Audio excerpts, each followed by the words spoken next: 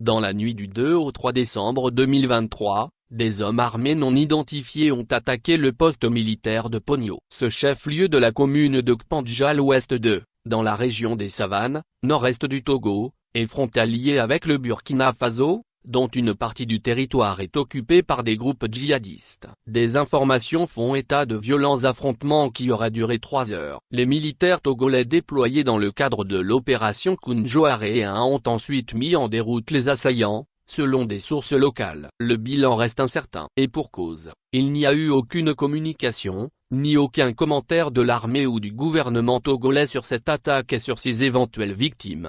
Restez à jour en vous abonnant à notre canal Telegram. Lire aussi, crise politique au Sénégal, la CEDEAO prend une importante décision. Depuis juin 2022, la région des Savanes est sous état d'urgence sécuritaire. Un mois plus tôt, en mai, le pays avait subi une première attaque létale, 8 morts et 13 blessés parmi les militaires. Cet assaut a été revendiqué plus tard par le groupe de soutien à l'islam et aux musulmans, XIM, ou JNION selon son acronyme en arabe, une branche d'Al-Qaïda. Dans ce pays, la toute première attaque attribuée aux djihadistes avait ciblé le poste frontière de Sanloaga, dans le Kpandjal, en novembre 2021.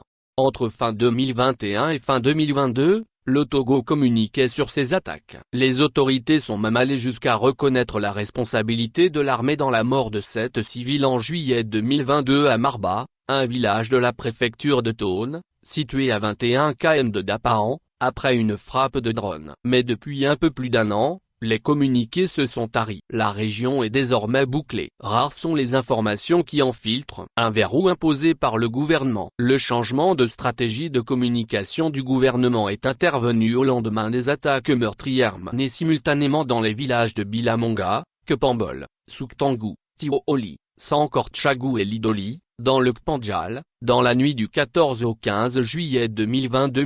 Bilan. Plus de 20 morts. Les images montrant des victimes avaient circulé sur la toile, suscitant un tollé au sein de l'opinion publique et obligeant le gouvernement à réagir. Dans un communiqué conjoint, les ministres de la Justice, des Droits de l'Homme et de la Communication avaient averti que la publication des photos et images de cette nature, était, attentatoire à l'ordre public et constitue, des infractions punissables conformément aux dispositions des articles 355 et 356 du Code pénal togolais.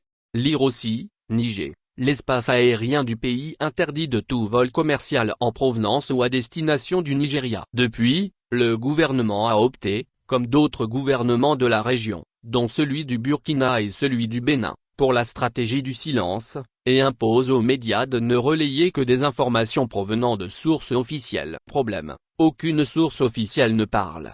Ou que très rarement.